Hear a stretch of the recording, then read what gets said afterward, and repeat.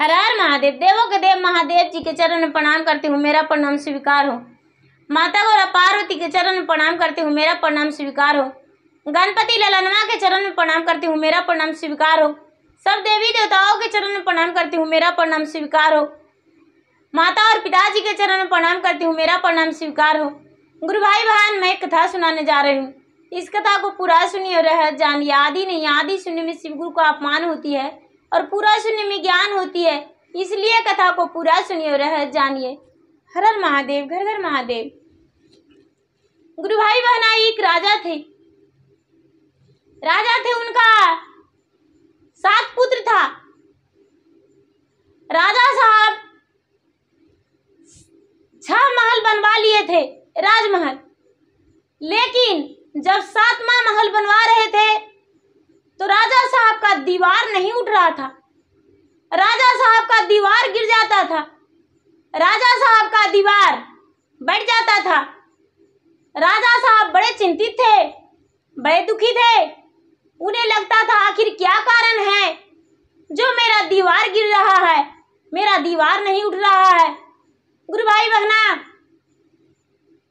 बहुत सारे ज्योतिषियों को बुलाए और पूछे कि आखिर क्या कारण है जो मेरा दीवार उठ नहीं रहा है, मेरा दीवार गिर जाता है। मैं राजभवन बना रहा हूँ, 6 महल तो बना लिया अपने 6 बेटे के लिए, लेकिन मेरा 7वां बेटा के लिए भवन बना रहा हूँ तो भवन गिर जा रहा है। गुरु भाई बहना, बहुत सारे पुरोहित ज्योतिष लोग थे, वो अपना पोथी पत्रा देखे लेकिन कोई भी कुछ नहीं कहे। गुरु भाई बहना, बहुत दिन ऐसा ही चलता रहा। धीरे धीरे धीरे धीरे समय बीतता गया और राजकुमार भी बड़ा हो गया था। राजा को लगता था कि मेरा 6 का तो विवाह हो गया है और 6 का तो राजमहल बन गया है, 6 तो अपना अपना महल में रहता है, लेकिन 7वां का विवाह करेंगे तो कहाँ रहेगा। गुरु भाई बहना, धीरे धीरे समय बीत जाने पर ये भी राजकुमार 12 वर्ष का हो गया। और जब 12 वर्ष का हो गया तो ये राजा साहब और ज्यादा बेचैन हो गए कि आखिर क्या कारण है। वहां ब्राह्मण आए, ज्योतिष आए, कोई ऐसा ज्ञानी आए जो राजा से बोले कि हे राजन, आपका जो 7वां राजमहल है वो बलि प्रदान कीजिए, उसे बलि मांगता है। आप अपने छोटे बेटे का उसी दीवार में खड़ा करके आइट लगा दीजिए, उसी में उसका बलि दे दीजिए। ओ राजकुमार का बलि खोजता है। गुरु भाई बहना, राजा ने ऐसा मन में नहीं सोचे कि हम बना रहे हैं तो किसके लिए बना रहे हैं। जब हम अपने पुत्र को बलि दे देंगे तो मेरा राज में घर में रहेगा तो कौन रहेगा, ये गलत है। ये बात नहीं सोचे और बोले कि ठीक है। जितना लोग थे सबको जानकारी हो गया, जहां तक कि राजमाता को भी पता लग गया कि मेरा बेटा को राजा साहब ने बलि देने वाले हैं। गुरु भाई बहना, छोटा राजकुमार भी बड़ा था। वो छोटा तो ज्यादा था नहीं, 12 वर्ष का था। वो इस बात को जानकर महल के ओर गया, अपने माता से बोला, हे माता, आप तो पूरी राज की राजमाता है।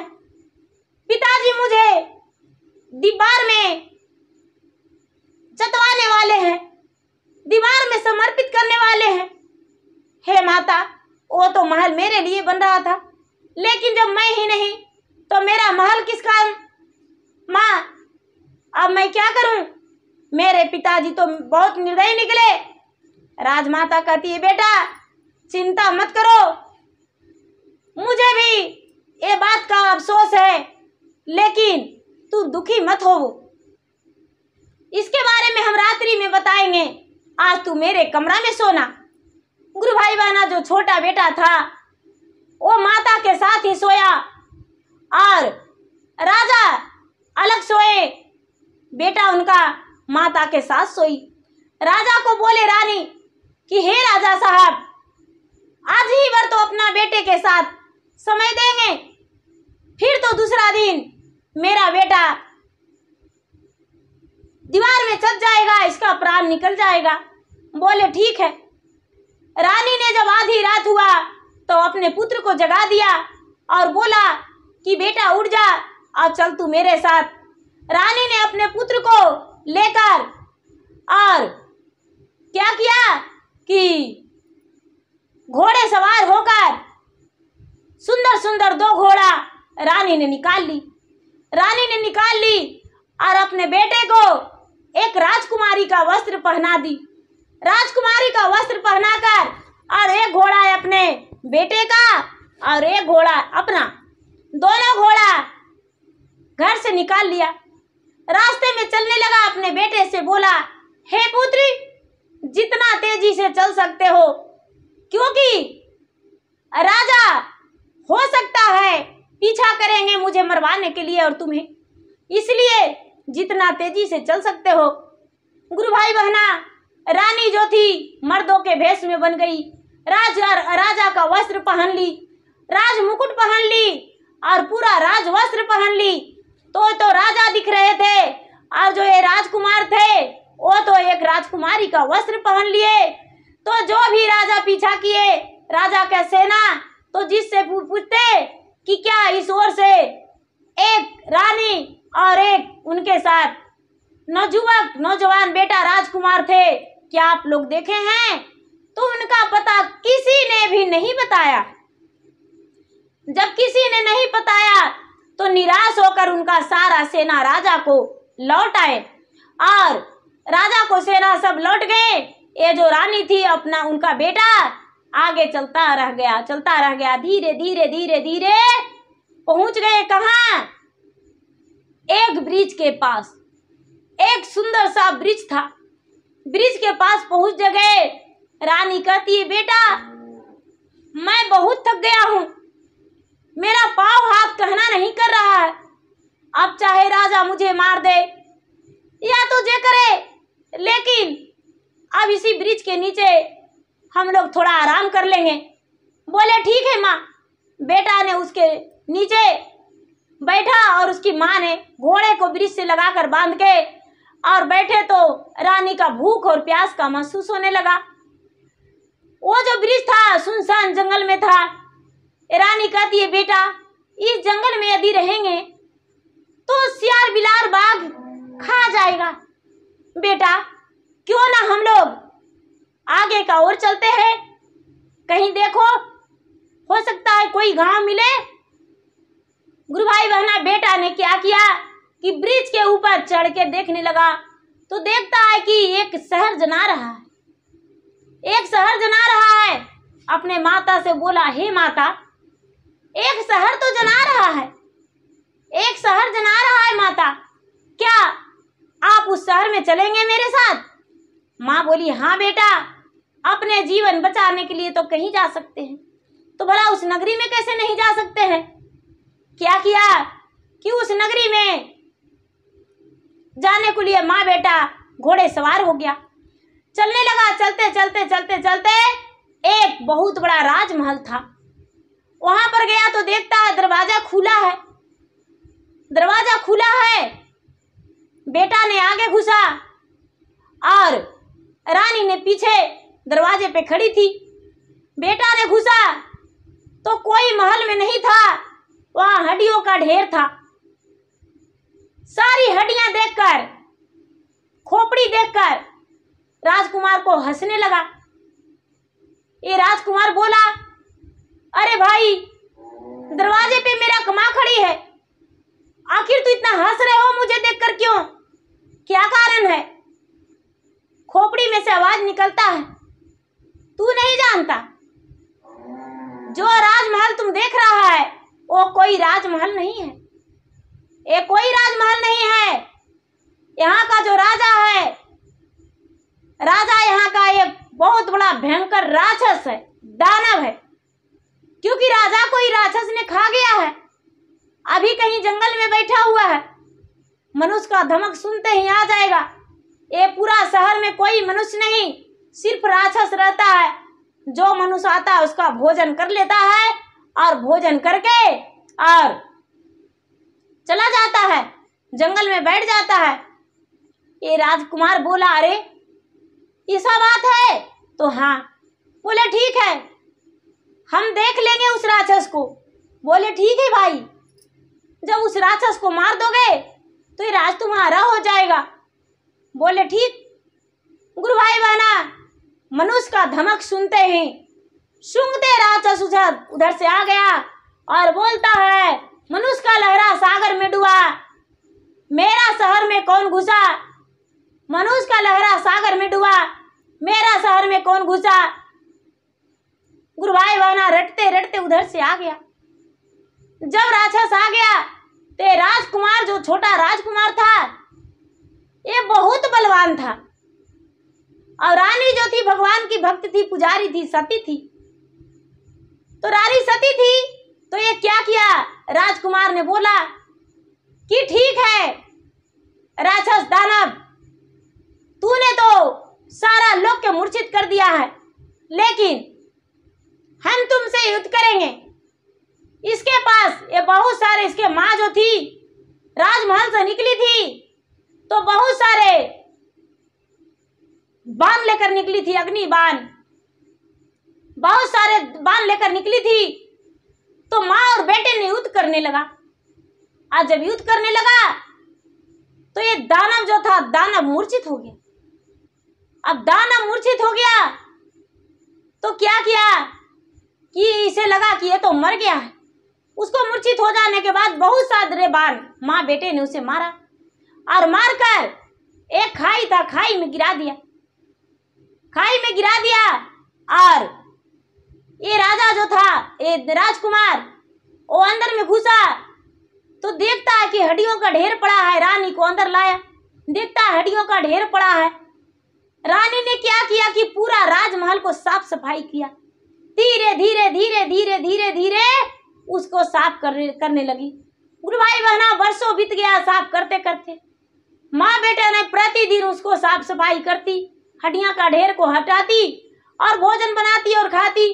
धीरे धीरे धीरे धीरे उस राजमहल में रहने लगी। जब साफ सफाई हो गया तो माँ कहती है, बेटा इस राज में तो कोई इंसान रहता ही नहीं है। यदि इस राज में कोई व्यक्ति को बसा लेता तो ये शहर मेरा बड़ा हो जाता। राजकुमार ने क्या किया गुरु भाई बहन, शहर में जाने लगा, इधर उधर गांव गांव में जाने लगा और कहने लगा कि बना बनाया एक राज में घर है, उसमें कोई नहीं रहता। सारी कहानी कह के सुनाया, सारी कहानी कह के सुनाया। वहां पूरा बहुत बड़ा शहर कर लिया, शहर बना लिया और शहर बना के और रहने लगा।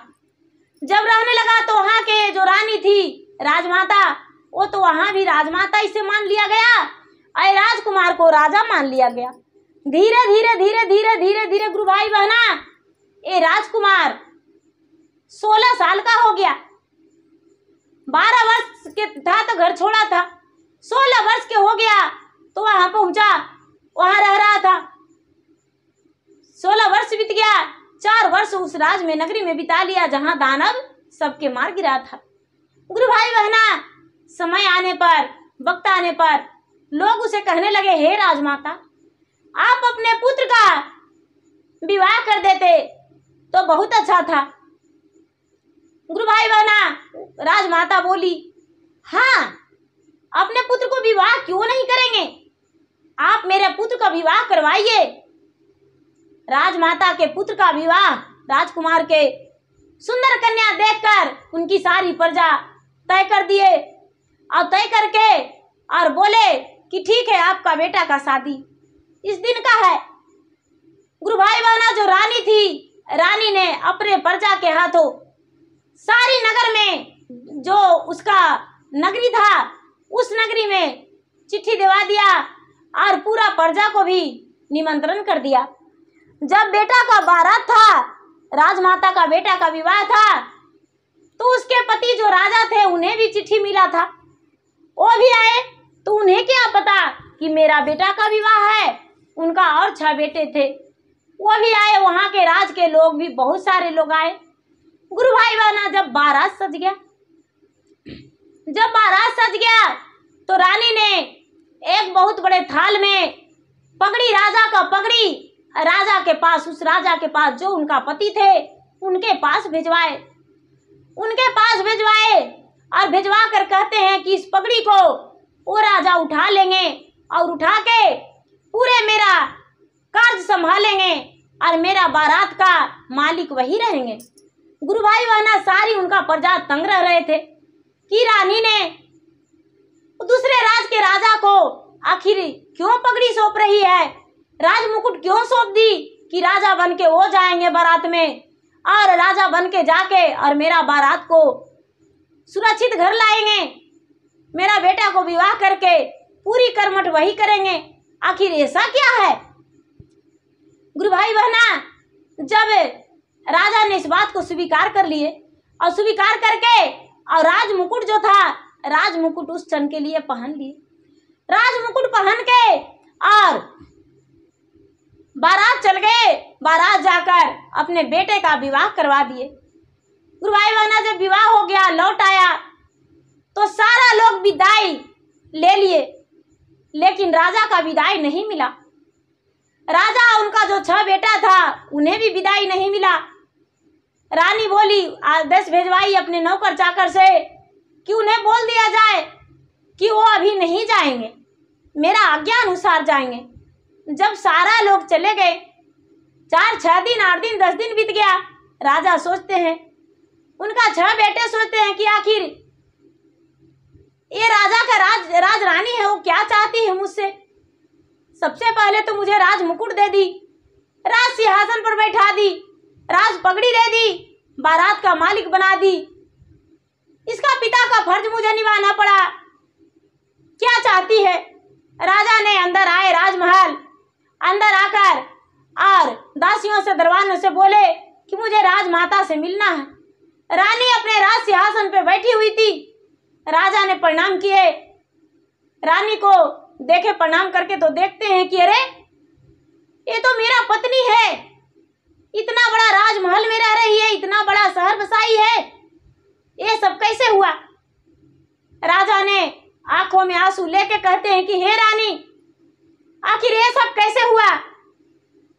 रानी कहती है कि हे राजन, हे प्रभु, आपने तो दूसरे के बहकावे में आ गए थे, अपने बेटे को ही मारने चले थे, लेकिन यदि बेटे को मार देते तो आपका राजमहल कौन भोगता, किसके लिए बनवा रहे थे, बताइए मुझे। आखिर यदि बेटा का मृत्यु रहता तो इतना बड़ा राज बेटा का नहीं मिलता। आपने कितना गलत करने जा रहे थे। ये जो रानी थी, रानी ने जब ऐसा बात बोली तो राजा ने आंखों में आंसू भर के अपने पत्नी के सामने हाथ जोड़ के कहते हैं कि हे रानी, मुझसे बहुत बड़ा भूल हो गया, अब ऐसा नहीं कर सकते हैं। हे रानी, मुझे क्षमा कर दे और मैं दोबारा ऐसा गलती नहीं करूंगा, क्योंकि मैं तो दूसरे के बहकावे में आ गया था। ब्राह्मण ने ऐसा बोला था, इस कारण मैंने वैसा ऑर्डर दे दिया था। रानी बोली, ब्राह्मण ने एक बेटा को बलि चढ़ाने को बोला, दूसरा दिन दूसरा बेटा को बोलता, तीसरा दिन तीसरा बेटा को, धीरे धीरे मेरा सातों पुत्र के मार देता। इसी कारण मैंने मर्द वाली भेष बनाकर और वहां से चल दिया था। अपने पुत्र को एक राजकुमारी का रूप बना के और वहां से चले थे और दोबारा हम राजमहल के ओर नहीं देखे। महाराज मुझे क्षमा करे, अपने पुत्र के प्राण रक्षा करने के लिए हम आपको छोड़कर और अपने राजमहल त्याग कर, आपको दहलीज को लांग कर और हम इस शहर में आ गए और अपने पुत्र को अच्छे से रख के आज हम एक राजकुमार उसे राजा बना दिए हैं और मैं राजमाता हूँ इस शहर का। राजा ने आंखों में आंसू लेकर कहते हैं कि हे रानी, अब अपना नगरी को लौट जाए। रानी कहती है कि हे राजा, मैंने इस शहर को बहुत मुश्किलों से बसाया हूँ। इस शहर में सिर्फ दानव ही दानव रहता था और कोई नहीं रहता था, लेकिन मेरा भोलेनाथ की कृपा से आज मेरा बहुत बड़ा शहर हो गया। मेरे साथ भोलेनाथ का दया है। मैंने भगवान का ध्यान जब घर से भी निकला था तो भगवान का ध्यान किया हुआ था। अब आज मैं यहाँ भी हूँ तो भगवान का ध्यान में हूँ। भगवान ने ही मुझ पे दया बरसाए हैं और भगवान की कृपा से मुझे ये सब मिला है। भगवान मेरे साथ हैं तो संसार मेरा साथ है। मैं आपका राज नहीं लौट सकता हूँ क्योंकि मेरा 6 पुत्र उस राज में उपस्थित है। आपको यदि रहना है तो आप यहाँ रह जाएं और मेरा 6 पुत्र मेरा उस राज को राजा बनेगा और मेरा इस राज का मेरा बेटा राजउद्रत का अधिकारी बनेगा और मैं इस राज का राजमाता बनूंगी। राजा ने इस बात से खुश होकर और बोले तो मैं आपके छोड़कर कहीं नहीं जा सकता। राजा भी अपनी रानी के साथ रह गए, अपने बेटे के साथ। 6 बेटा और 6 बहुएं जो थी, जो राजा का घर था वहां रह गए और गुरु भाई बहन सारा परिवार हिल मिल के रहने लगे। कभी यहाँ वो तो कभी वहाँ वो, अपना दोनों जगह के राजपाट संभालने लगे, अपना खुशी जीवन बिताने लगे। तो गुरु भाई बहन मेरा वीडियो अच्छा लगे तो इसे लाइक कीजिए, शेयर कीजिए, सब्सक्राइब कीजिए। धन्यवाद। हर हर महादेव, घर घर महादेव।